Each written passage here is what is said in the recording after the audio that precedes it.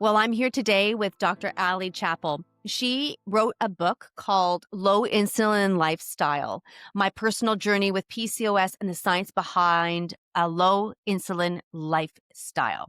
She is going to share with us the secret to reversing insulin resistance, losing weight, and taking control of PCOS. So for those of you who have been diagnosed with PCOS, who know someone who is, this is an incredible episode to watch. Dr. Ali is absolutely full of information. We talked about what PCOS is, how it's diagnosed, what the medical field says in terms of this diagnosis, what causes it, how to maintain balance in our reproductive hormones. She leads us into the science behind it all, which is why I love this episode so much. She talks about the consequences of high insulin levels and how we can lower them.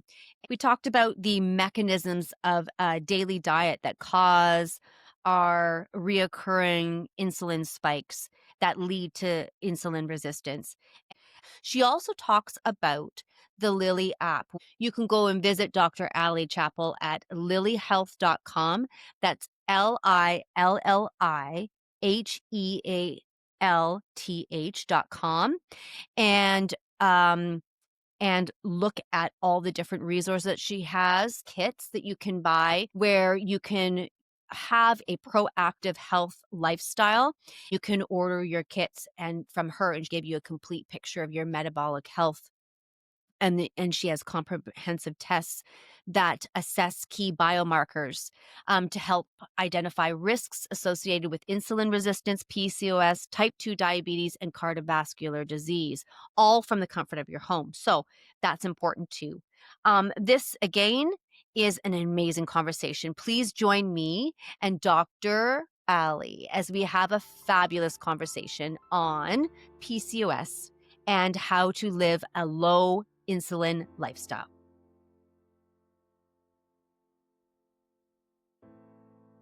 I'm so grateful to have you here today. I want to hear about the beginnings of your PCOS journey. So if you would share, that would be great. Yeah, of course.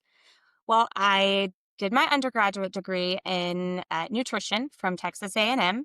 And Yeah. then, I was diagnosed with PCOS around that time and thought, I don't even know what this is. I need to learn more. So I pursued a master's degree in nutrition in Texas as well.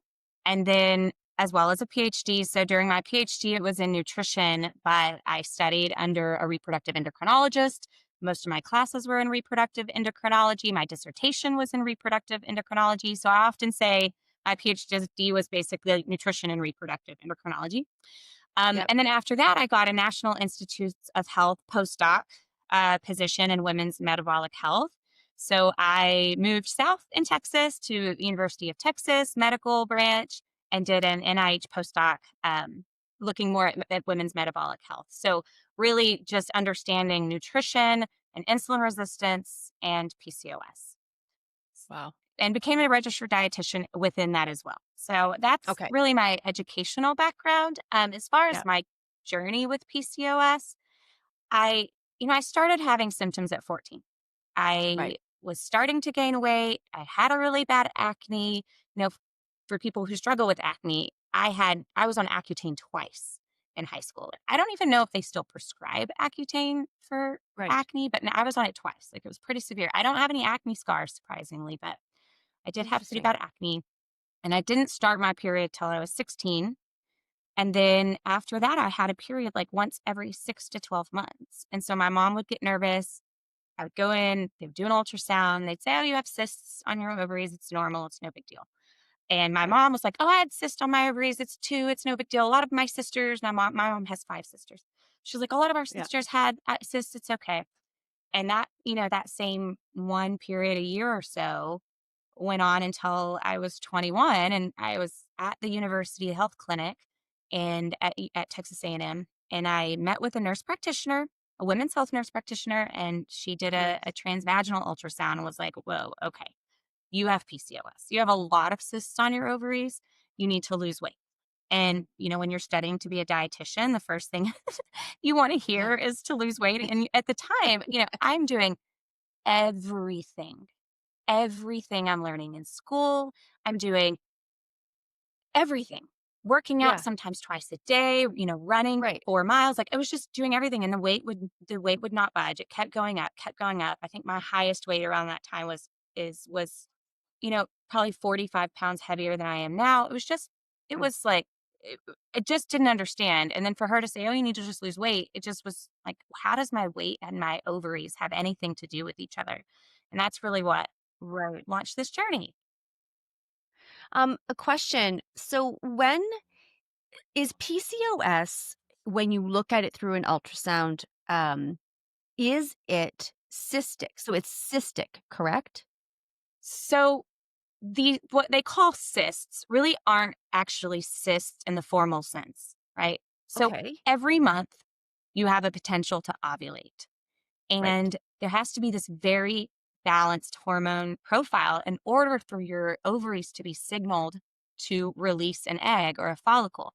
But in PCOS, that hormone balance is off. And so those follicles, basically those eggs are ready to ovulate, but that right hormonal profile is not there. And so they just sit on the ovary. And so because they're sitting on the ovary, they become a fluid filled sac that looks like a cyst on an ultrasound. Now, you could have cysts and lots of cysts. It doesn't necessarily affect your next month's ability to ovulate if your hormone balance is a little more under control. But that is the reason why women with PCOS aren't having a period. They are having a hard time getting pregnant, is because that egg was waiting and ready to ovulate and it just couldn't. It wasn't getting the signal it needed to ovulate. And that is why it's called a cyst. Okay. That is so I didn't know that. So people think, why do we still call it PCOS? Because Yeah. the issue isn't the cysts. The No. issue with PCOS is the metabolic problems that are leading to hormonal imbalance. And that's what's leading to a cyst. So you don't even have to have cysts on your ovaries to have PCOS, because that's really just a symptom of an underlying hormonal issue. And that whole that whole hormonal issue is really just a symptom of a metabolic issue, which is really at the crux of PCOS. Okay, so can you talk to us about the metabolic issue and then move us to what happens when you have that? Obviously, you just said then that leads to a hormone imbalance. Right. So we'll go there. Let's go to the metabolics first because that's what you said was more of the genesis or the root. Yes. So there's been a lot of research and debate on where does PCOS, where how does it even get started? How do you get Yeah. PCOS? It's not something Yeah. you did. Yeah. It is something you were born with. So most of the research and the well-accepted research at this point believes that PCOS starts in the womb. So we know this because we can create a PCOS mouse or a PCOS monkey by injecting a pregnant mouse with insulin and testosterone. High levels of insulin and high levels of testosterone during pregnancy will lead to genetic changes in that newborn that will lead to PCOS. Now, even if they don't have high testosterone, let's say it's a woman who just has metabolic issues, but not PCOS, those Okay. high insulin levels during pregnancy can lead to elevated insulin and metabolic issues through life. So a lot of this is programmed. So, so it's hard to say we're going to do childhood nutrition interventions, because by that Right. point, that ship has sailed. Not that you shouldn't try and that we shouldn't be focusing on helping them, but what we really need to do is get reproductive age couples as healthy as they can be before they get pregnant, to make sure those babies have the best life. Now, when it comes to PCOS, they've done studies in mice that see that these metabolic changes can persist for at least 3 generations, right? So it might not have even been your mom, could have been your grandmother or your great grandmother. Now, they stopped the study at 3 generations, so who knows how long, but these are genetic changes that get passed down. Now, so it really starts to show it with PCOS at puberty, because insulin is already naturally rising for puberty. Insulin is actually what starts puberty, Because when your Right. insulin levels are high enough, it means you've got enough body fat to be able to support a newborn baby, which is when you start puberty and when you start being able to have a period.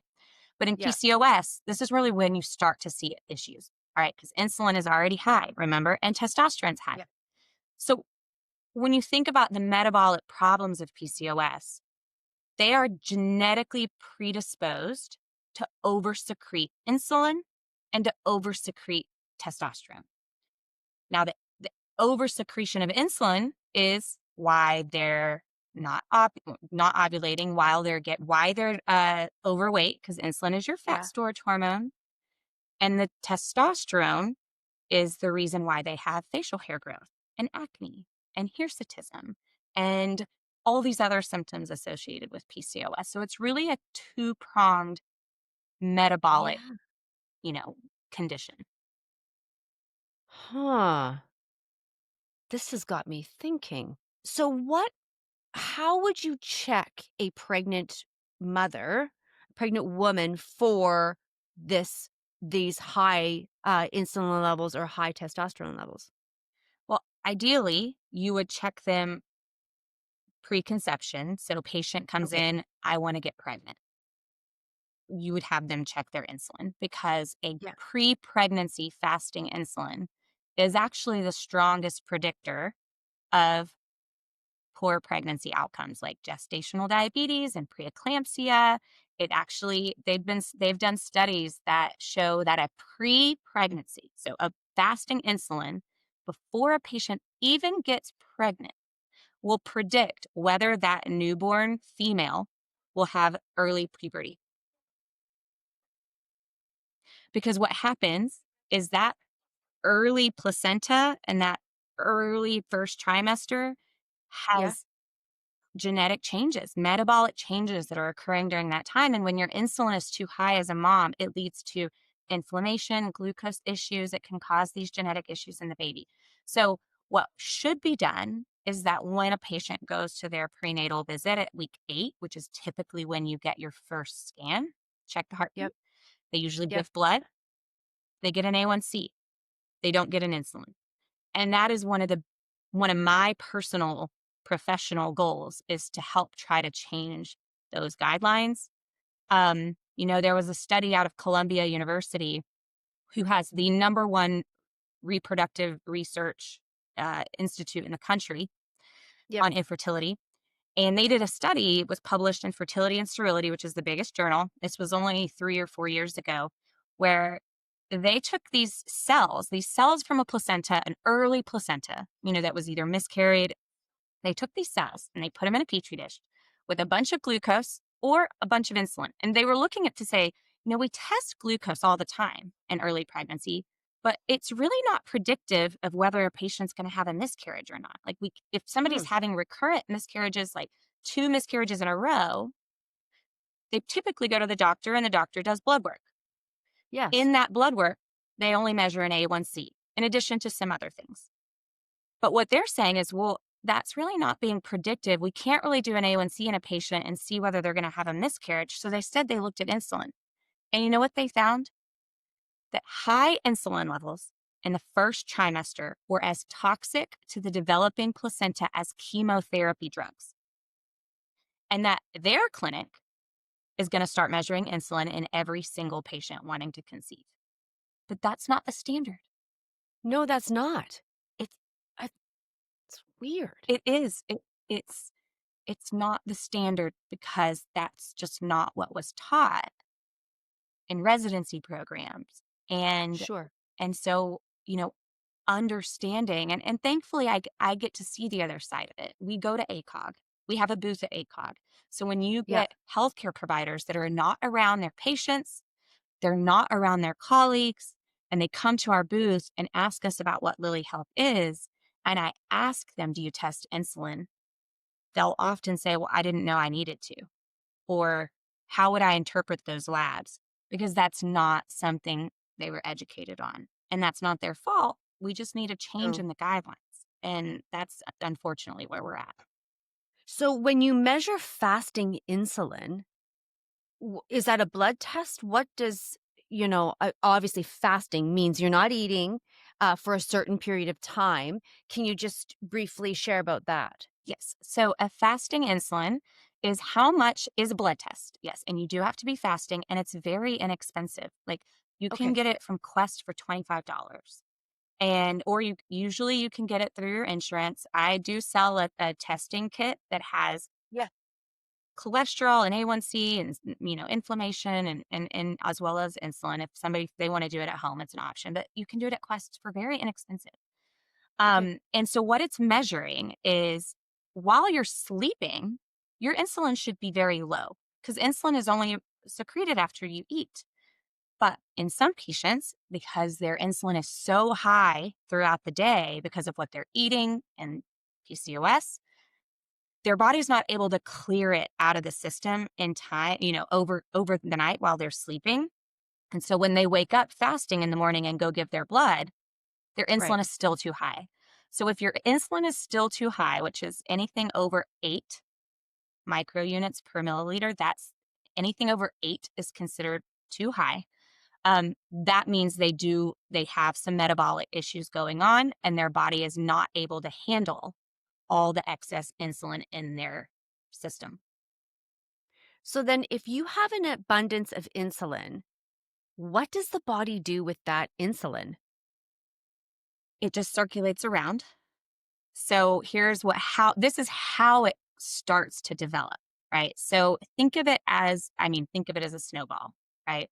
Sure. Um, and insulin resistance is somewhere on this scale as 0 to 10. And think 10 is Mm. diabetes.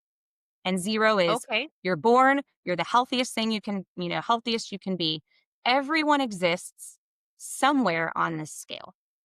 Okay. Okay. Plenty of people can be at a 9, but they're not diabetic because their glucose levels aren't high enough to be diabetic. That doesn't mean they're any less Because 10 is the number. is the number, So you right? It's an could be 9 and you're not at 10 yet. then your labs look great and you're doing great and we'll see you in a year. I mean, that's the problem. So how do you know whether you're at a 9 or a 1?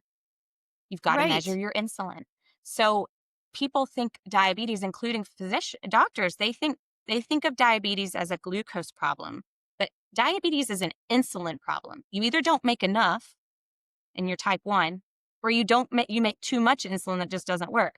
Both of those Right. lead to high glucose. But if you're just measuring glucose, well, you don't really know where you fall, right? Am I a type 2 diabetic that doesn't make enough?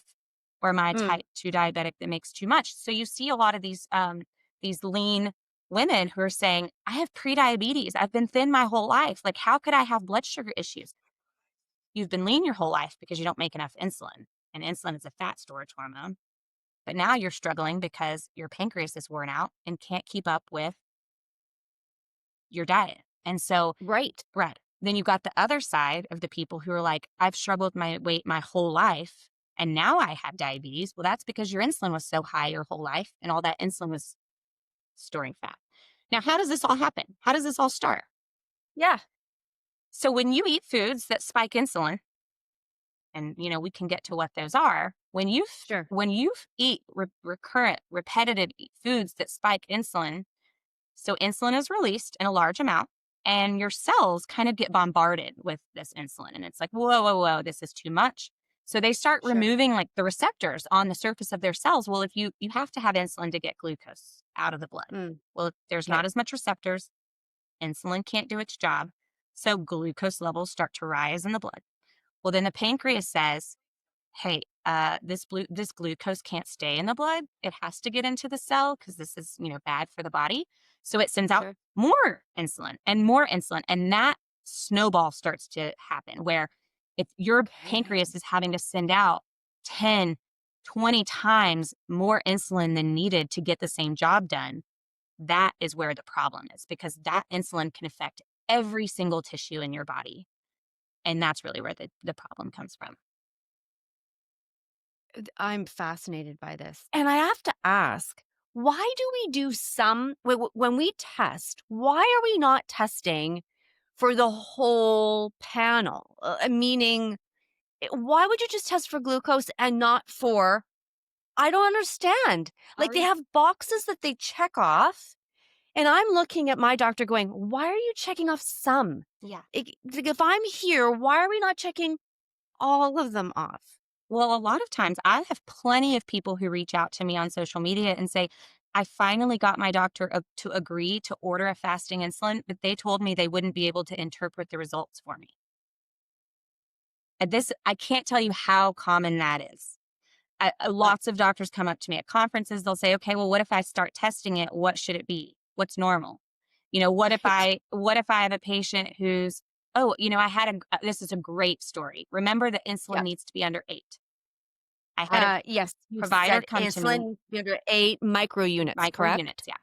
yeah. Okay. I had a physician come up to me at a conference and say, this is so interesting. I just had this patient. She has a BMI of 50.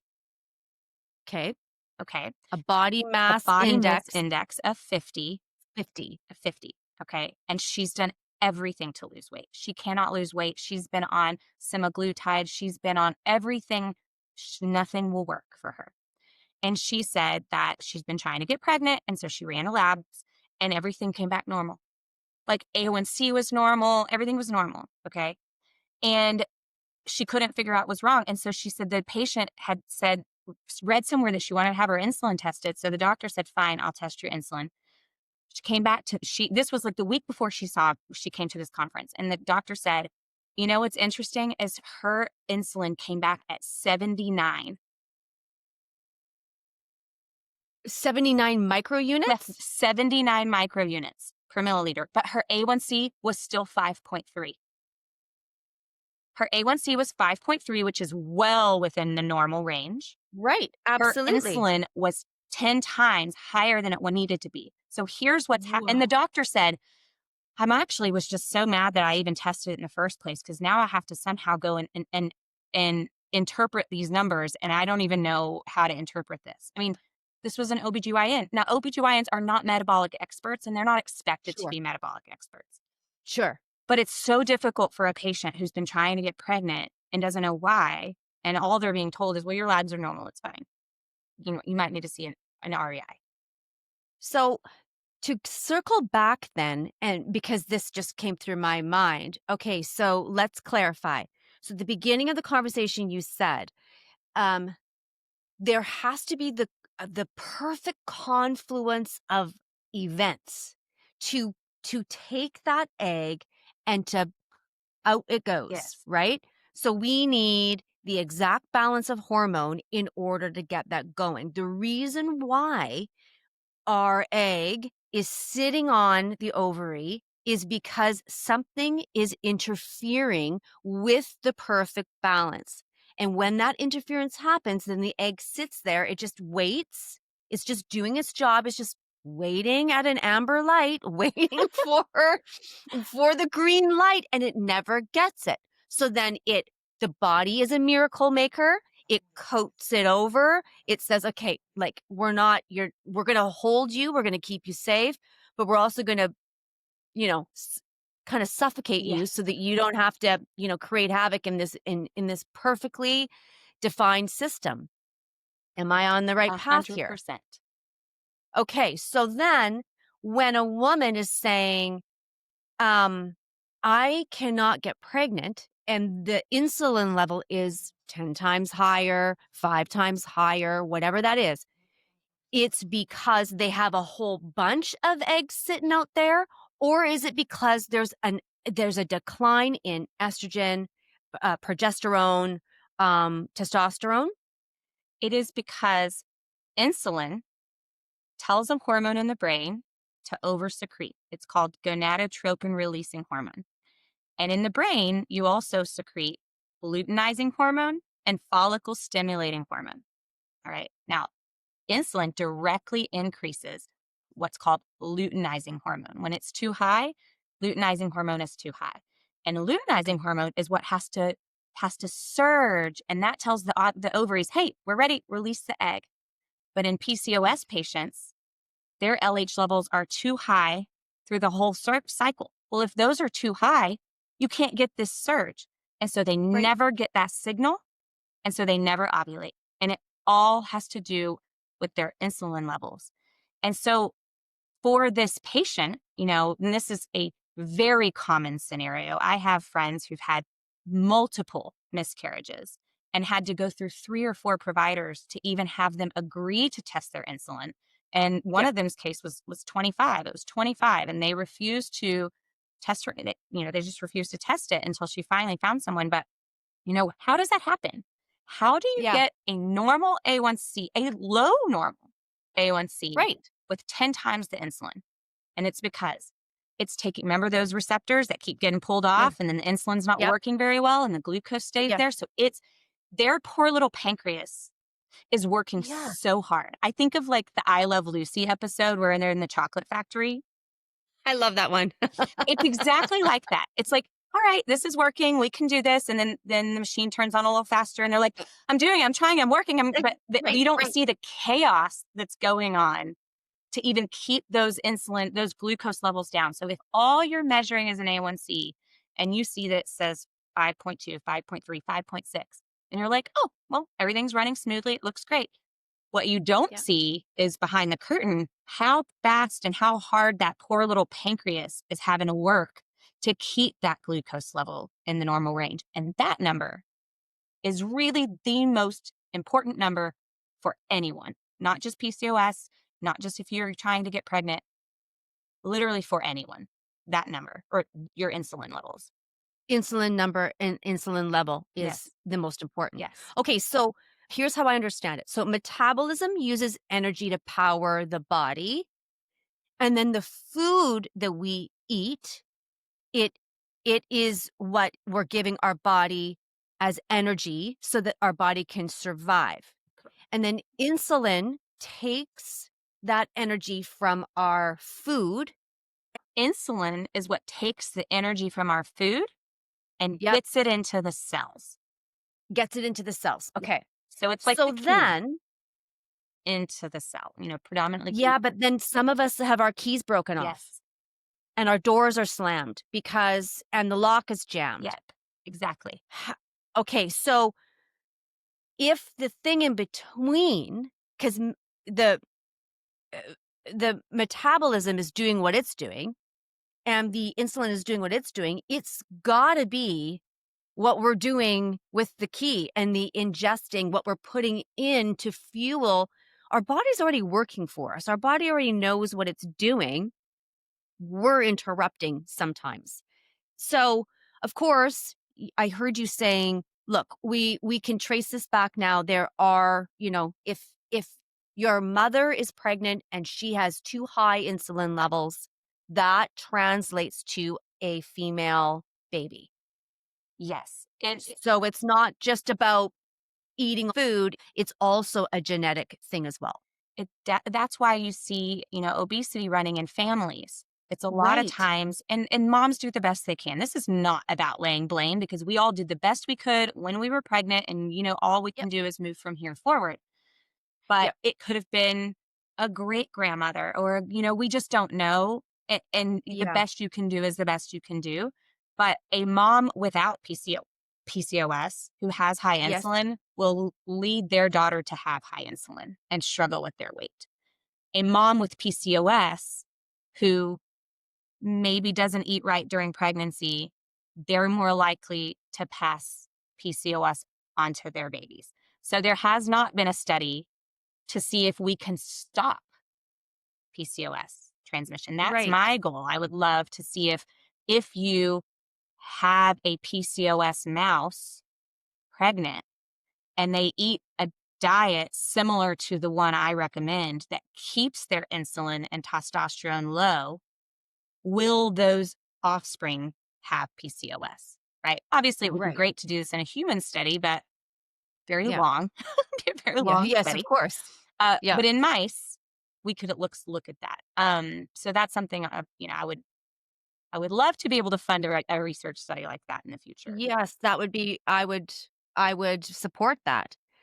So what okay, so insulin resistance, I've heard that term addressed to me. You're approaching, insulin resistance from my blood work. Now, I had to source that out as well. I live in Vancouver, Canada. So our healthcare system is you often just go to your doctor and get what you need. However, they're not reading all the panels the way that I had to source for my own self. And so when I sourced that, the practitioner said, "Yeah, see, here's what's happening to you." So they cited stress and they cited certain things. Um, and I wasn't really thinking about what I was putting in my body to cope with my stress or to cope with my trauma that I'd had from my, childhood or whatever, or just, as you referenced in your book, you're exhausted, you're tired, you're in education, you're in labs, you're feeling depressed, you're maybe not eating as well as you should. People do this. This is what happens to us, and we try to find our coping mechanisms in order to get that immediate sugar or get that immediate balance. But what in all of that, um, what causes these these high insulin levels with where you're gaining weight, where you have acne? Like, what's the mechanism of our daily diet that causes these reoccurring spikes? So what foods or how is it exactly that these insulin levels are leading to all these symptoms? I mean, 90% of US adults have insulin resistance. So, I mean, we are all having 90%? 90%, 89% to be exact. 89%. And that was a study that was done in 2023. So I think it's 89%. 89% of people exist. Wait, Yes. so that means, Allie, that we're eating okay, so we have to wait for the What? food stuff later, but it means that we're basically eating tons of carbs and starch. Tons of starch, and it's not just carbs. And I do want to talk about that later about if we Yeah. stop a focus on glucose and carbs and we start to focus on insulin instead, there's a really surprising because does glucose spikes lead to insulin release? Absolutely, yes. But it is not Yes. the only thing that spikes insulin. But when you think about 90% of adults having insulin resistance, I could spend the next 30 seconds and say, okay, here are some of the most common things that we're dealing with as a country. Sleep issues, right? Insulin is supposed to be low while you're sleeping because you're not eating while you're sleeping. And that is why Yep. melatonin can be secreted. But if your insulin is too high while you're asleep, it can affect melatonin production and make you not sleep as well. So we're all taking melatonin supplements, which might help, but it's not changing the hormonal reason why you're not being able to sleep. One of the main reasons why after menopause, including a drop in estrogen, you have a rise in insulin. And so everything you've done before menopause stops working because now you have more insulin in your system and everything you eat gets stored as fat. Same thing about Alzheimer's, dementia, cognitive issues. When your brain Yeah. becomes insulin resistant, well, your neurons need glucose. And if those locks have a key broken off and it doesn't work, those neurons start to get damaged. And that's why they call Alzheimer's type 3 diabetes, because over time, that insulin damages the brain. It leads to chronic inflammation, which can affect your joints, which can affect the heart. It can affect the lining of your vascular tissue or your arteries. All of that is what leads to cardiovascular disease. So we treat cardiovascular disease by lowering cholesterol, but we don't treat the reason why you're having an increase in triglycerides or a low HDL, which are both specifically related to hyperinsulinemia, which is the medical term for high insulin levels in the blood. It affects Right. our blood pressure because insulin affects a hormone that regulates how much water we retain or secrete or excrete. So when you eat too many insulin spiking foods, you're more likely to retain that water, and higher water retention leads to high blood pressure. My last one, cancer. Yes. Cancer is at its basic core an overgrowth of cells, right? It's an Yeah. overgrowth of cells. These Okay. cells that your immune system should have gotten rid of. We all have cancer cells in our body, but our immune system Yeah. gets rid of them, right? Right. But if your immune system is overworked and inflamed because your insulin is too high, it can miss some of these cancer cells. And those cancer cells feed off growth hormones. And what do you think is one of the master growth hormones in the body? Insulin. Insulin. Insulin is your hormone that tells your body to grow and store fat.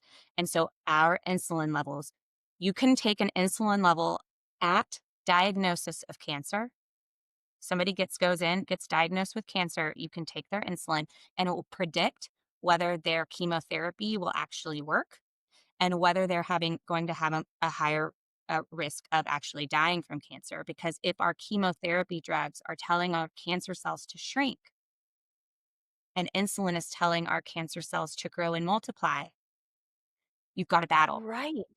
So, everything really ties to that. And then I guess the last one everybody is suffering from is chronic fatigue, right? Everybody's got chronic fatigue. Well, Exhaustion. why is that?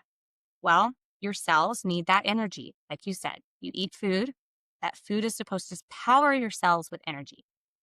But if those Yep. locks are broken, then the energy can't get into the cell. So your body has two options, right? Okay. It has to power your heart and your brain and it has to power your movement. Well, you should be just using your stored body fat, right? That's what it's there for. But insulin does not allow your body to access stored body fat. So it turns to a different source of energy. What do you think that would be? I think it would be so if low insulin allows fat to be used as energy and you can't burn that fat, then it's going to have to go to your muscles? Yep. The only other way you can make up if it, that energy is to start burning muscle mass because it needs something. But your body doesn't want to burn muscle. So what is it going to have No. you do? Take a nap. Sleep, Sleep sleep, so that you sleep, don't sleep. need to burn as many calories. I'm freaking out. And mood. I mean, it affects I'm serotonin and freaking dopamine. So out. we're all depressed and we're all tired and we're all I'm hungry and we're just being given all these freaking things. And it's like, out. we're not, if you look at studies, they have SSRIs combined with metformin, which is a drug that lowers insulin. It's Yep. more effective because nothing about the medical system is about focusing on the root cause. And you asked me earlier, Yep. why are doctors not testing this? Why are they only checking a few boxes and not checking the others? And it's a really unfortunate answer Okay. What's the answer? because there is no medical or there's no pharmaceutical product that's being developed to lower insulin. Okay. Which is probably because if they lower insulin, then what's going to happen to all these other medical conditions? You won't have any health problems. You won't have any health problems. Well, so since back in the day, they didn't measure cholesterol all the time. It wasn't until statins came out and there was big pockets to go out and have 300 people all over the country to go educate Yep. every doctor on why they need to test cholesterol and what's a normal level so that if it's abnormal, you could give this statin. Same thing with diabetes drugs. If there's diabetes drugs, if your A1C is too high or if your glucose is too high, you give them these drugs. Until a pharmaceutical company develops a drug that targets insulin levels, then they would have the deep pockets to go educate the doctors, to go partner with the organizations, the societies, to influence medical care. And it's Yep. very hard to do that in a grassroots effort. Right. And then you have to say, well, then what is the natural remedy then? Well, the natural remedy, the way we do the middle piece, which is food. It's just food. If you can't have a drug to lower, then you're suggesting it has to come through diet. It has to come through diet. That's what the cause is, and that's what that's how you reverse it. It comes through our diet. And unfortunately, the guidelines, I don't think there's ever a one size fits all for anything, right? But if No, you have no. insulin resistance and you have high insulin levels, you're going to need to eat in a different way that focuses on keeping insulin levels lower. And that's not necessarily what's in the general recommended nutrition guidelines for adults. And No, because sorry to interrupt, but everybody talks about balancing blood sugar. everyone talks about balancing blood sugar. I was just listening to someone yesterday, and they said, "Oh, the biggest thing that you have to do in the morning is balance your blood sugar." So if you take the protein powder, you take the fiber, you take you put this in that and this supplement and this and this and this, and then you get your fat in there with some yogurt or whatever, and then you drink it. then this will balance the sugar in your blood and your levels. Yeah. Well, so to be honest, um, I have found that that will balance my blood sugar. But as I was reading, I ran to my pantry and I was pulling out all my stuff going, does this protein powder, this one, does it have whey protein in it? What does this have? Like, I was looking at my things that I use to stabilize myself. And so I realized that yes, the protein powder, my protein powder is pea protein and hemp. So maybe that'll pass yours. Yes. Is it passing? Yes. Yeah. Okay, because I got to tell you, it is the only protein powder that works for my body. Good. Any other protein powder, I cannot do it. It doesn't fit right. It doesn't feel right. I bloat. It backs me up in terms of my bowel movements. So this is the only one where I actually really feel good. I feel amazing in the morning.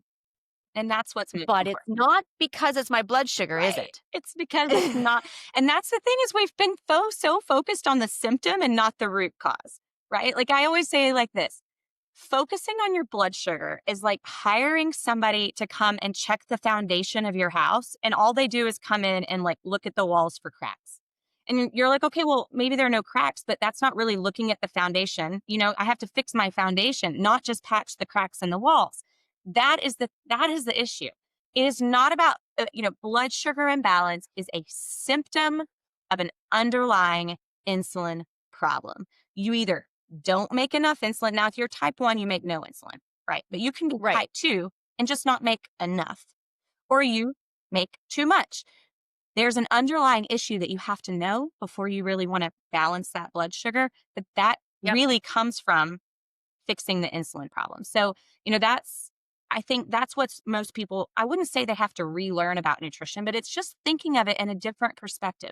If we know that insulin is at the root of almost every metabolic condition, Yes. health condition, fertility condition, then why aren't we taking an insulin first approach? And that is really where I've, my journey and this, where all the research that I've done is really just, let's focus on insulin first and see what happens. Well, I mean, it totally makes sense because I've been scrambling. And as I read this, I read the one part about because I'm in menopause and God help me with All the this. things. I'm trying to embrace it. I'm trying to get the spiritual part of it. I'm trying to get this older, wiser, sagely woman, and I feel like I've got that. But what I don't have in handle is when, the hot flashes rage, my upper lip sweats, I'm just overheated. But the other piece is it's the sleep. It's the okay, so here's my little thing. And this speaks directly to what you're saying. So I had to hire out to get my blood test completely done. And they looked specifically at my hormone levels because I've been in menopause since I was, 42 and perimenopause. And then now I'm almost out. So it's my levels are up, basically saying your body's saying, okay, we're good. We're not going to produce eggs anymore. I'm like, okay, good. Yeah. Glad we got that straight. But the one thing that I'm not understanding is why my estrogen level came back. Okay, get this, Allie. My test, it said it had an arrow and it said 40 is like the The lowest that you should have. Don't go below Yeah. there. Oh, no. Okay, the test comes back and says we don't find any estrogen in her body. That's what's causing your sleep issues also, though. Because And I'm like, what? WTF! Exclamation mark, Yeah. explanation mark. And I'm going, okay, now what do I do? So Now she's working with me to say, okay, here's what we're going to do. We're going to take this brick by brick. Here's, and she gave me the tutorial on estrogens and all that. Okay. So my progesterone's great. My testosterone is normal. Okay, normal. She said it could be on the higher side of normal, which from Yeah. your research, you're basically Yes. saying I have this combination that I didn't even know I had. Right. And guess what I'm eating? I'm eating lentils. Yes. I'm like, "Oh, lentils are so healthy for me." I'm pounding the lentils. I'm eating the sweet potato. I'm Yes. eating the things that spike this Insulin. insulin, and I'm super low in And that's estrogen. so interesting because testosterone can get converted to estrogen like within the fat tissue. But that is surprising that you're estrogen. It's like your body is saying, nope, clearing this out. I don't want to start. I don't want a cycle to start. I'm not getting ready for a baby. I mean, but that estrogen can downstream go to serotonin, which you need for sleep. So Right. I think that's another thing that, that's for sure one of the other reasons why you start to have sleep issues. So it's kind of two pronged. It's Sure. also a drop in estrogen, but it's absolutely related to insulin also. Um, but And but she didn't measure your s insulin with all those hormones. no. And it's gonna go back. Like, I'm going to have another conversation about this. And then this is where I'm not experiencing, belly fat. Um, uh, but I know people who are. Okay. And this would be why when you hit this age of menopause, or, it w- I mean, I'll ask Perimenopause that too. question later. But did you say I what? said in perimenopause too, they're starting to split And them. perimenopause too, yeah.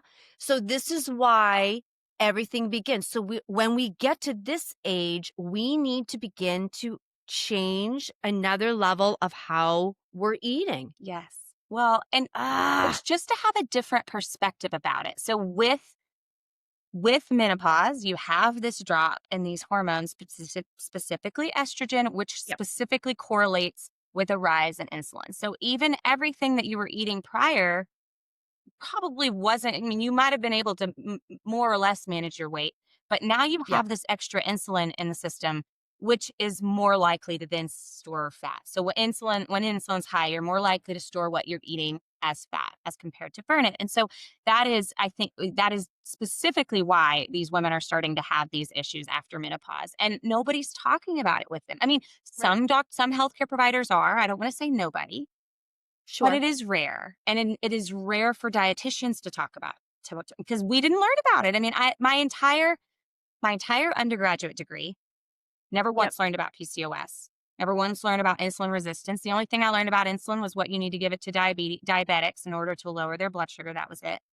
Went and got a sure, master's degree, learned nothing about PCOS, learned nothing about insulin resistance, did my whole nutrition, my dietetic internship, which is a 9-month internship you have to do. And you rotate through various different outpatient clinics.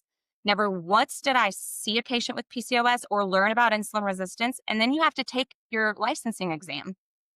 Not a single question on the licensing exam to be a dietitian that involves insulin resistance or PCOS. And these are who the providers are sending their patients to. And it's not their right. fault. It's just that the Mm-mm. curriculum, it just isn't there. And, when I had a provider tell me, I've had multiple providers tell me, I don't send my patients with PCOS to dietitians anymore. They come back worse. And that's not the fault of the dietitians. That's the fault No, of the curriculum of what they're being taught. And it's just the whole system. There's a lot that has yeah. to change, but one step at a time. Well, one step at a time, and I would agree, I there's not much out there about menopause. Now there is, but because, all there's a billion Yes. of us that are like Having a hot moment, it's flashing, great. you know, we're hot flashing, we're having problems. Um, there's not a lot of, support or those kinds of things, but there's also like you say, just women's health in Yes. general. I want to see more because I have 2 daughters and I have 2 sons. I have four humans total, and I want to see the understanding for all of them. How does um, I don't want to leave men out of the conversation because insulin is in men as well. How does it show itself in men? Okay, so in men, when insulin levels rise, they also start to gain weight. Right? This can happen just over time as they gain weight through life, but it definitely starts to happen around age 35 because there is this drop in testosterone that starts occurring in, mid to late 30s. Well, Okay. that starts to lead to fat growth. Well, fat cells, so not only do you have testosterone lowering around mid to late 30s, but fat cells have an enzyme that can convert testosterone to estrogen. So the more fat tissue you have, the lower testosterone you will have. Does that make sense? Because Yeah. testosterone gets converted to estrogen. So that's where you kind of get you know, the man boobs or whatnot that they talk about, of course, but that's because of higher estrogen levels in the men. And that estrogen comes from the fact that they have too much fat tissue. And that fat tissue is taking whatever left testosterone that's even left and converting it to estrogen. So you have this like double whammy effect that's happening, right? Well, Right. that low testosterone causes all these issues, whether it's, sperm issues, whether it's erectile dysfunction, because, the other thing with erectile dysfunction is, remember when I said insulin leads to chronic inflammation, which can affect your vascular system? Well, that's a Yes. huge part of, erectile dysfunction. So you've got men that are having fertility issues because sperm needs testosterone in order to develop normally. It needs to be in an environment with not lots of inflammation. And so you have all these issues, but then you have this whole market, this whole industry of testosterone replacement therapy, which I'm not Right. going to say anything about. All I'm saying is it's not targeting the real reason why they have low testosterone in the first place. There's one thing to have a reduction in testosterone from aging, Yep. but a lot of it's happening from the fat tissue. And that is because of the insulin. Well, as you said, insulin is really the bedrock, It is of everything. and we're building our house on insulin is what we're doing because Yeah. insulin is goes to our cells. It is the key that fits into the door of that cell and turns it and then has the cell do whatever it's going to Yeah. do in terms of its energy or whatever. But it's the master hormone. The master You have hormone. two master hormones. You have insulin and you have cortisol. And Okay, I've those always heard about cortisol. I have never heard that insulin is a master hormone. insulin is the master, and insulin affects cortisol. Because all of those things are so related, because you cannot, Huh. I mean, especially with those two, they affect everything. Cortisol, when you're really stressed, right, it tells your liver to make glucose, right? Think of a glucose, and Right. cortisol is like your fight or flight, your stress hormone. It's stressed. It sends your liver to make glucose from your stored glucose, which is called glycogen, not to get too scientific. It starts to Yep. break down and put glucose into the bloodstream. Well, what do you need if glucose is in the bloodstream? You need insulin. So when you're Absolutely. stressed, it actually leads to more insulin being produced, which is why you gain weight when you're all stressed out all the time. So it's all of these things all the time, but they're measuring cortisol. They're not measuring insulin. And you know what they'll say? A lot of providers will say, well, we don't measure it because it's not reliable enough. Like the assays aren't reliable. And assay means like how it's getting measured in a lab isn't reliable. Sure. And I'm thinking to myself, okay, in 2025, we now have these devices that you click onto your phone that can Yeah. measure hormones in your urine using a phone. And you're telling Really? me that we can't measure insulin Yeah. at Quest? Yes, you can. Yes, you Yes, you can. can. 100%. Okay. So it's, Ah, yeah, have you not seen those? They're like Inito or something. Like there's some different products that you can use your phone to test. And it's, I've never seen it's that. mind boggling. So, anyways, you can absolutely test it So accurately. so you can test that. Everybody can go and find that, but we can also point them to you because you also have kits that you have. Well, I made the kits because, when I started this journey of kind of building a business, so many of my followers were like, I can't get my doctor to test my insulin, so I don't know what to do. And so I was like, you know Mm. what?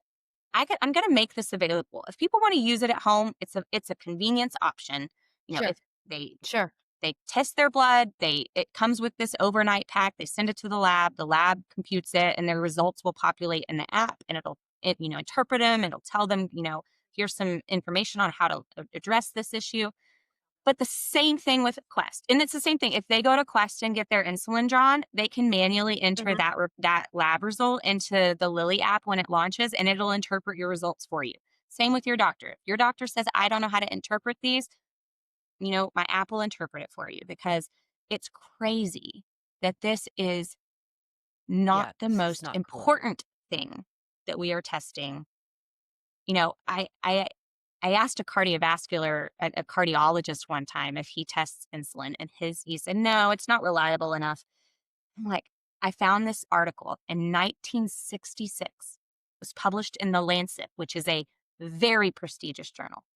In 1966, they found that the strongest predictor of development of cardiovascular disease was fasting insulin. And in 2025, it is not even part of the workup. My husband's What? father died of heart attack when he was 41 years old. Well, my husband's 38. So he decided to Okay. go start care with a cardiologist this year. And he asked him Yep. to test his insulin levels. And his cardiologist didn't even know you could test insulin. Literally said, I'm not sure we test that. I have to go talk to my colleagues and ask how you can actually test for that. Do you have any idea why this is not a testable thing? Like, I don't It understand this. is a testable We would thing. That's the thing. why doctors are saying no. Most people, when the doctor says, yes, we'll test your liver. Yes, we'll test your whatever. I mean, remember when I was pregnant and I was, you pee in a cup. They look at the protein in your pee. They look at, I think it's your glucose levels, wouldn't they? Where they're wanting to see. And I was always testing high in sugar. And it was because I was always having jam on toast every time I was in the car. And she's like, "Yep, that's why Yeah. you have such high levels." Um, but they were always testing for that. There's always something. I'm trying to figure out why this is not normal. And that's your life that's That's my your life life work, also. is trying to figure out why that's And it's not not happening. just me. There are Yep. It's interesting. If when I ask every healthcare provider that comes to our booth when we go to these different medical conferences, and it is very interesting, because some doctors, some nurse practitioners will say, "Oh, every time. Why would I test an A1C and not test insulin? I mean, there's no reason to test one without the other. It makes no sense." And others will say, I don't know, can you test that? I don't even know you could test that. It's very different. But there are providers who do test for it, who understand the importance of testing for it, but it's just not everyone. And that's why, and you feel empowered to ask questions if you feel like they're not, necessarily knowledgeable. Well, my last story is a good friend of mine, and I think he'll be okay of me saying this. He's a dermatologist, Yeah. and they see lots of PCOS, between acne, facial hair Okay. growth, hair loss, all kinds of stuff. And he had a resident. Now he's young, he's my age, and his resident, is in his 20s. And he gets a resident, and the resident has a patient with hirsutism or facial hair growth and tests her insulin. And my friend actually got mad at the resident, because he was like, why would you order this? Why would you just add, this is an unnecessary lab, and basically gave him a hand slap. And the resident was like, whoa, we learned that's what you're supposed to do for somebody with PCOS and hirsutism, is you're supposed to measure insulin. And when he talked to me and we first talked about it, he goes, it's so funny that you're talking to me about this, because I just had this resident say do the same thing. And we never once ever learned about this in residency, even 10 years ago. So it is changing, but it Yeah. is changing with the new coming out. And that means if you've been out for a long time, that's just not something you've ever done and you've ever thought you've needed to. Right. That's actually really good. I like that story in particular because it does show the evolution Yes. and the change that you can start, working towards. Um, so the insulin spiking and its effect of different foods. Can we move to Yeah. food? Because if food is the main source, is the main culprit here, we've got to go Yes. to what is actually happening with that. Yes. So I've learned from you that um, low low insulin would be nuts, seeds, vegetables, the healthy oils, and also fruit. Fruit doesn't seem to spike insulin levels, nor does, chicken, beef, lamb, things like that. But the high spikers would be dairy, and Certain what types of else? dairy, not all dairy, but certain types. Okay, okay. So And sugar. that was me pretending I knew what I was talking about. No, well, no, it's true. I just don't want people to think sirens going off. Oh, she says no dairy, no dairy. Dairy's a Well, I nuanced like that because conversation. I I always think that if you have to do a PCOS diet or if you are it's dieting, meaning you can't have something, and if you have it, it's gonna bring harm or it's gonna up your levels. And so I wanna make sure we're clear, it isn't a diet. Right. And so the fact that you corrected to say, actually, you can have a little bit of dairy or whatever, not all dairy, that's super important because then immediately in our heads we think, oh my Yeah. gosh, my life's Restriction, over. restriction. Yeah. And that's why I love that this is a lifestyle. I mean, diet's a four-letter word. So I really wanted this to be a low insulin lifestyle, not a low insulin diet. So, when you think about Okay. lifestyle, I think of, I don't want to have to count calories. I don't want to track anything, including No. protein. I want to just make sure I'm focusing on eating protein throughout the day, but otherwise I'm tracking nothing. There does not exist that doesn't exist in my brain space anymore. And when I used to, nothing else existed in my brain except for, how am I going to lose weight? How am I going to lose weight? How am I going to Right. lose weight? And now I won't do it. I have so many other things that would bring me joy, and you don't have to. I've not had to. I've kept my weight off for 12 years now. The patients in our studies, all the people that reach out to me are like, I cannot believe that simply just focusing on one thing. I don't count calories. I don't count carbs or fat. I don't track anything. Exercise is super important, but we didn't allow them to to exercise in our research studies, which we'll, can talk about. But, that is, yeah, they were not allowed to exercise because with research, you need to be Wow. more controlled. They could only, they Okay. followed the diet, the lifestyle. They did not exercise, and they still lost on Wow. average 19 pounds in 2 months. I mean, simply That's just when you amazing. bring down your fat storage hormone or insulin, your body is better able to access the stored body fats that's there, which means you have a steady supply of energy. So you have better energy levels throughout the day. You don't have the cravings all the time because your body's not saying, hey, go eat. I can't get any energy yet because your insulin is, not working. You have better energy, you sleep better, you don't have cravings all the time, you're not hungry all the time. It's so when people say, well, they have to count calories, how do you lose weight if you're not in a calorie deficit? Well, they were in a calorie deficit, but not because I told Right. them to be, but because they weren't as hungry and they had more energy. So Interesting. that's the thing it's more about, let's shift our focus. So when you think about these foods that spike insulin, Yep. starches. All right, now let's talk about these for a second. So there's of Okay. course unprocessed starches and processed. But Okay. the very very root of these are made out of 100% glucose. So starches are the only carbohydrate source that are pure glucose. And Yep. glucose spikes insulin, and insulin, Yeah.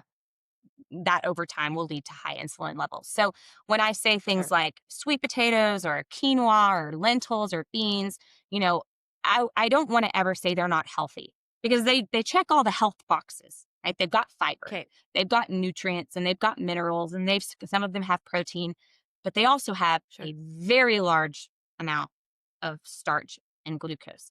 And you can get all of those same checked boxes on non-starchy vegetables and fruits with almost none of the insulin spike.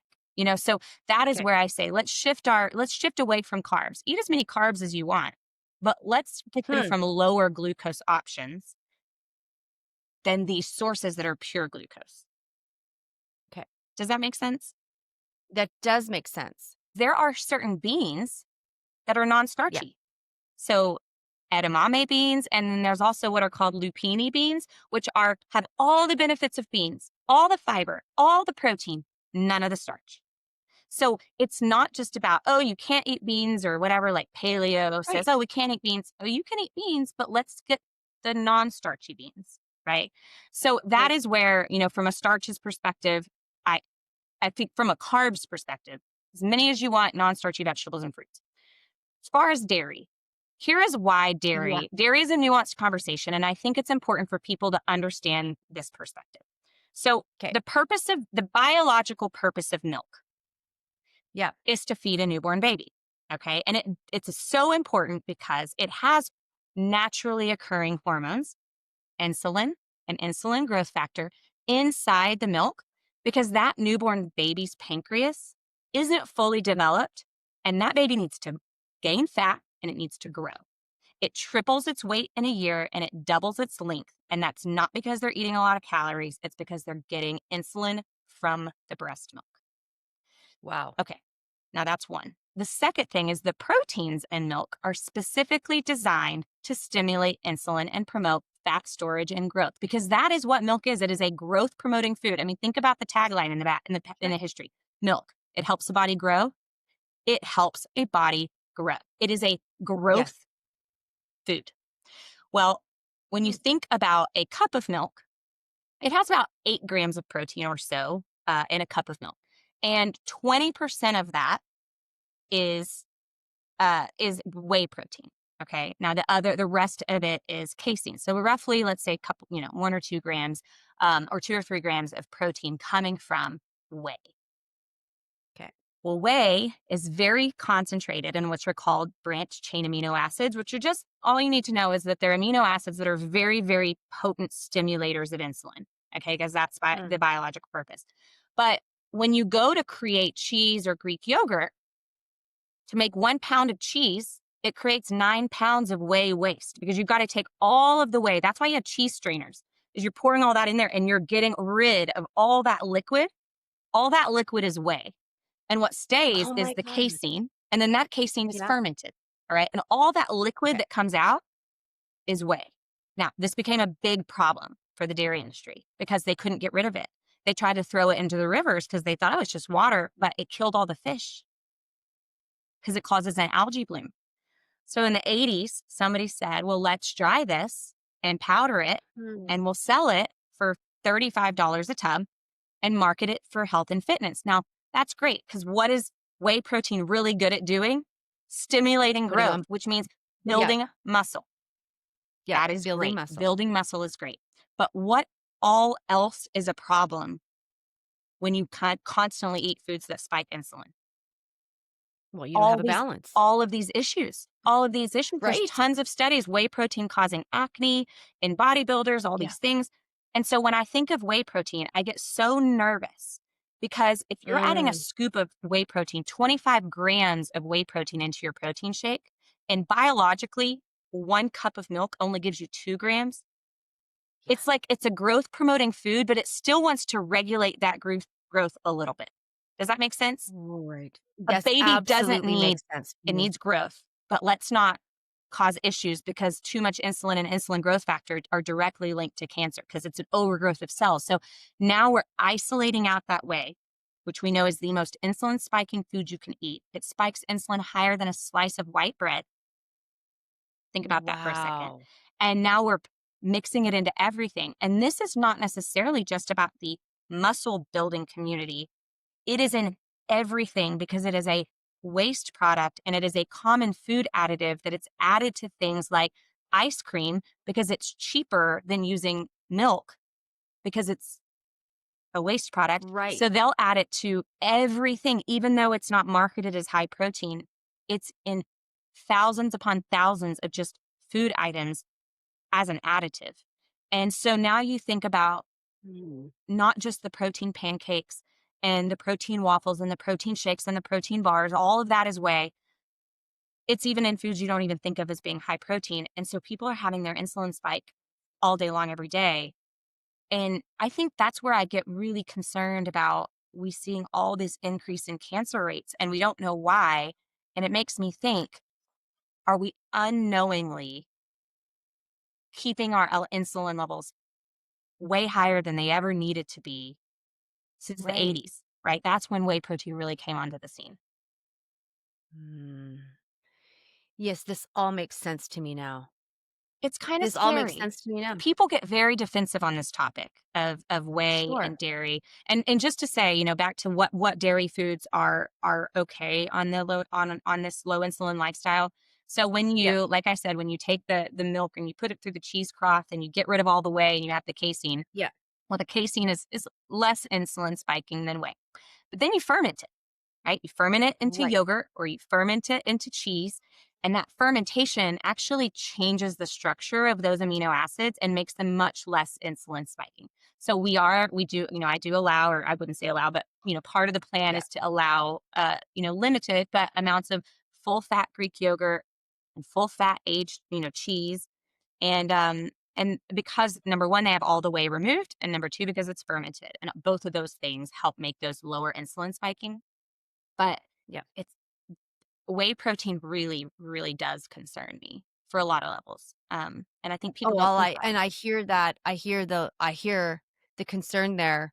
As you are giving me this information, I'm realizing that is why maybe my body doesn't even like it. Yeah. If I have something that it has whey in it, I can't eat it. It doesn't feel good in my body, and maybe we can begin to look at what we're eating and pay more attention. I have a question. Does every So how do you know when they say protein that it's actually the right protein? Because I have a protein bar on my desk, and I'm looking at it, and it's got, I won't say the brand, but it's got um, dates, cashews, almonds, unsweetened chocolate, natural flavor, sea salt, cocoa, and cashews with dried egg whites. Dried egg whites, perfect. I don't use a lot of protein powder, but I do use some Okay. egg white protein and like some of my baked goods. Sure. And that's perfect. All it is dried egg whites. They do not Okay. have the So same amino acid profile. What's the okay. problem with whey is it's got an amino acid called leucine. It's got a couple of different ones that cause it, but leucine is really the most important. And too much leucine has been shown in a variety of studies to be a problem. It's so important for muscle growth. You have to have it. It's Okay. an essential amino acid. Do not Yeah. restrict leucine, but also don't overconsume it. Now, most people aren't going to know what has leucine in it. Well, I can tell you the most concentrated protein of leucine is whey protein. So that's that's where you're really getting it because it's concentrated. If you go eat a steak or some chicken, you're eating a whole food. You've got fat Yeah. in there, you've got a bunch of different amino acids. They're there in their biologically balanced way, right? But if you were to eat 25 grams of whey protein, knowing that a 1 cup of milk only has 2 grams of whey, it Yeah. would be like That's drinking crazy. 100 cups of milk to be able to actually get 25 grams of whey protein. So it's just, it's Yeah. gross, but that's just Well, the and big industry. I see on the when I go to, my market, and I see whey protein powder, this protein shake or this protein powder says whey on it. That's This is important for us to know because as you have educated us and as you're studying and as you're noticing with your patients and through your research that we have to be mindful of the process in which things are being made. Yes. That's really unfortunate that is where we have to go, but it is where we have to go, and we can take back our body health. We can reconnect to what is good for us as you are saying. Um, we can balance our bodies, and we can do it through food, um, and we can live a healthier, lower insulin lifestyle. Now, as we wrap up, what do you say to those individuals who have PCOS they're feeling, hopeless, they're feeling helpless, they're feeling like they're not getting the support that they need from their doctors. So I think there are becoming more and more options, right? There are companies called, Alara is a great option. If their mental health is in their fertility because they're wanting to become pregnant and they're struggling, and there's so many patients who have PCOS that aren't just trying to get pregnant, right? They're trying to lose weight. They're Right. trying to feel better. They're trying Yep. to get rid of their acne. I I mean, the first thing you got to do is find out where you stand. And that's find out what your insulin is because until you know what it is, you can't fix it, right? Because Right. that is really what I wish that every woman with PCOS knows is that it's not your fault. Your body's not broken. You can heal this. It's responding to something that you can change, which is insulin. But you got to find out where you're starting at, right? Okay. And so finding a healthcare provider who's willing to listen to you, is willing to work with you on what, on these steps. If they say, I don't know what insulin is, I don't even know if you can measure that, I hate to say, but they may need to find a different healthcare provider who may have a much better understanding of where they're at in their condition. And Mm. then taking steps to understand what they can do about it. I struggled with mental health. I had a very, very, severe binge eating disorder because I was trying everything. Nothing would work for me to lose weight. So I want to say to those people and mothers of those women that I have been there and you Mm. absolutely can do it and that there's nothing wrong with you. And that I think find Mm. the resources that are out there for you, whether it's, you know, this app that's going to have lots of free education that I'm launching for you to have free education around what you can do, what is PCOS, what is a low insulin lifestyle, what is insulin resistance, whether it's finding a healthcare provider who's understanding and knowledgeable, and then, advocating for yourself, I think is really the most Mm. important things. And can you give us a little script in terms of how to speak with the doctor? You want to have the Mhm. respect. A lot of times you go in, I've had this with my own doctor. He's amazing, but I've had to really say, like, with respect, you're not female. And so this is what I'm feeling. And he's like, nope, I got you. What do you need? And so, but not everybody Yeah. gets to have that experience. Or what sort of talking script would you suggest? How do we open the conversation? I think that's probably even better. How do we open? What words do we need to use to open a conversation that's going to be directive Okay. so that you can get the result you want? So if I went into a doctor and if I was a Yeah. patient and they had run my labs and they said, oh, your labs are normal. We didn't see anything. We'll just keep checking. We'll just keep watching, keep trying to have a baby, lose weight. We'll see you soon. I would say I would like to have my insulin tested because I've been doing some reading around PCOS, and it seems like really many women with PCOS have normal glucose but high insulin, and I'd really like to get that tested. Okay, now here's where I'm Okay. going to throw a little loop. Okay. If your fasting insulin comes back normal, which can sometimes happen in young patients because their little liver can still clear it out overnight, even if it's high all day, then they would do what's called an oral glucose tolerance test. And I have this in my book, but write it down. And I know we didn't get that to this during this call, but an No. oral glucose tolerance test Test. is basically your gestational diabetes test. You take that drink, you wait 2 Yeah. hours, you take your insulin. This is what this one's telling you. If you're young and your liver is still healthy, it can sometimes clear insulin from the blood and you might have a normal fasting insulin. But if you're like, there's no way, I have all these symptoms, I'm having all these problems, there's no way that can be normal, you're going to see this number, your 2 hour insulin, be very high. I hope that's not too much information to share at the end, but that is so No. important for patients because it is a little more cumbersome to take that test, which is why I would Sure. always say start with a fasting insulin. If it comes back Okay. normal, your next thing is going to say, I'd really like to do an oral glucose tolerance test where you would go in at fasting, you're going to drink this drink, you're going to wait and you're going to Yeah. test your insulin levels 2 hours later. And what this is telling you is if your over secreting insulin when you eat too much glucose. Okay. So that is a huge deal because it doesn't give your body enough time to clear it out of the system. So it can give you a really good indication of your health of your pancreas. Okay. In terms of your lab, like your blood work, I always thought that they just because they like that when you get blood work, it tests everything. Yeah. And then the doctor selects what they tell you based on what the boxes you check. But this is not true, is it? Well, I mean, they are probably only going to talk to you about the things that are abnormal. They'll say, oh, everything looks good except for your cholesterol. It's high. Let's talk about Yeah. that. And I can see, and when they say that, you're looking at them and you can see there's other things on the you can see there's other things there. I'm always like, what's the other thing? What is that other thing that's sitting over there on the other side of the page? And it doesn't seem to be brought up because again, their training is look for abnormal, look for red flags or amber flags, look for those kinds of things. You don't need to hit something that is not showing up as abnormal.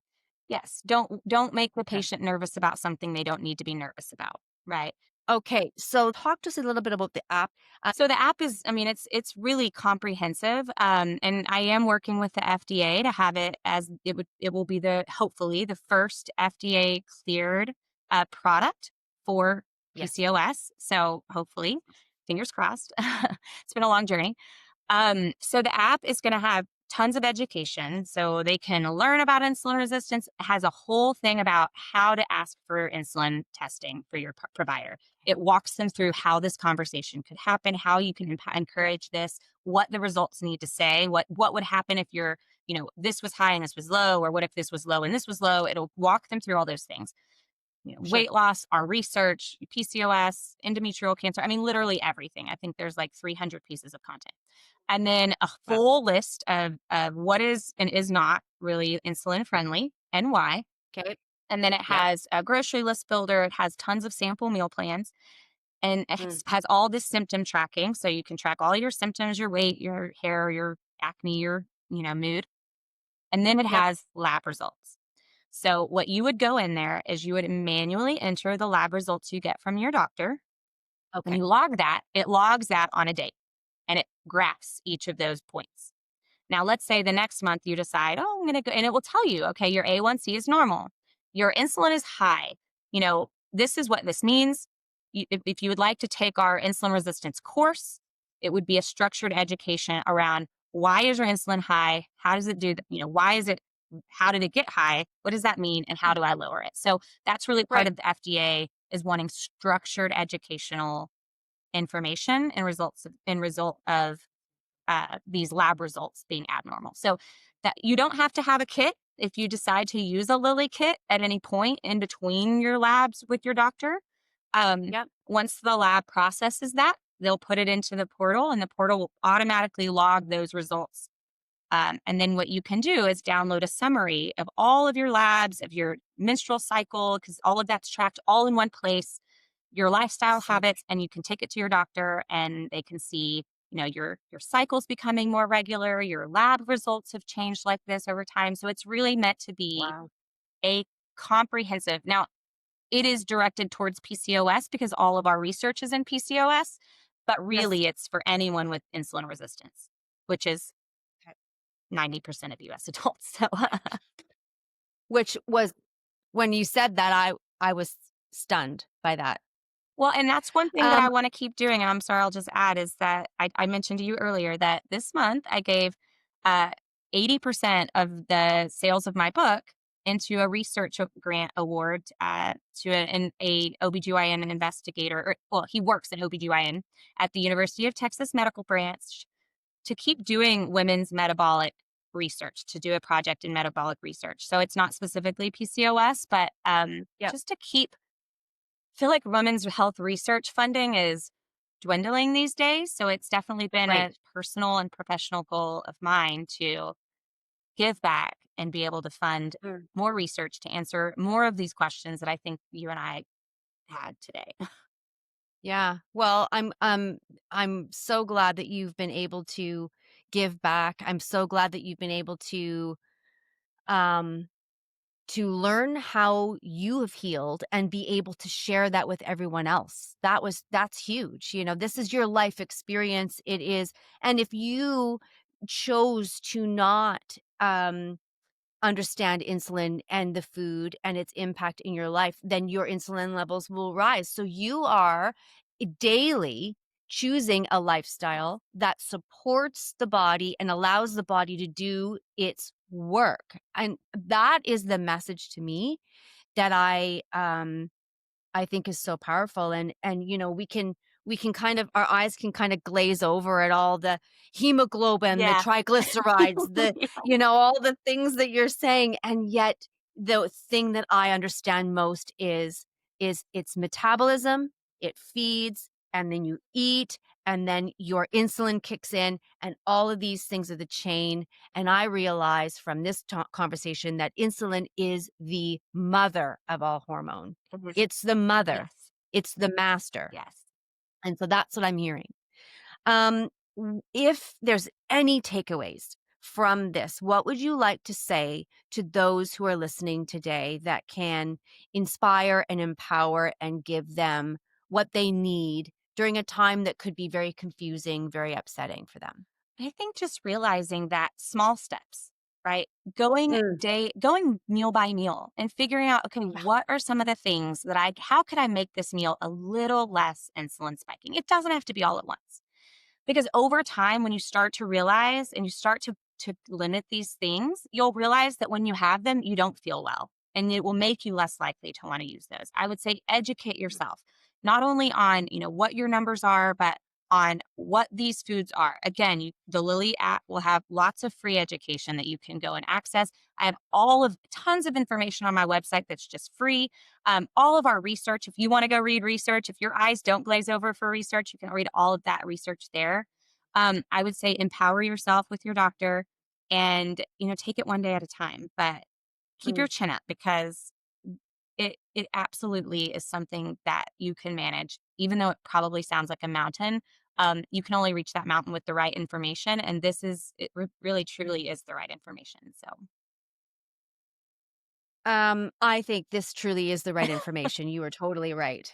Low Insulin Lifestyle by Dr. Ali Chappell. This has been a pleasure, and I thank you. I thank you again. I can't say enough that um when someone shares their story, when they share a life experience like you have had with PCOS and you're sharing it with anyone who will listen, that is a gateway to someone else learning something about themselves, about how other people are showing up and what other people are doing. And this is so powerful. And I just want to say thank you for Oh, being vulnerable, for sharing your story. You have made an impact in a space where there's been confusion. You've enlightened me, you've empowered me, and I now see where I need to go. And that is just the most, I just can't say enough. Like, thank you. Thank you for taking the risk, for choosing to stay in this lane and to discover all that you can to benefit our lives and your life and how we can live differently. So I just, honestly, like, thank you so well, much. thank you for having me on here and getting to share my story and journey. And just to all the listeners, I hope that they found it, enlightening and that it makes them feel empowered on this next journey. Yes, I agree. Thank you so Thank you. much.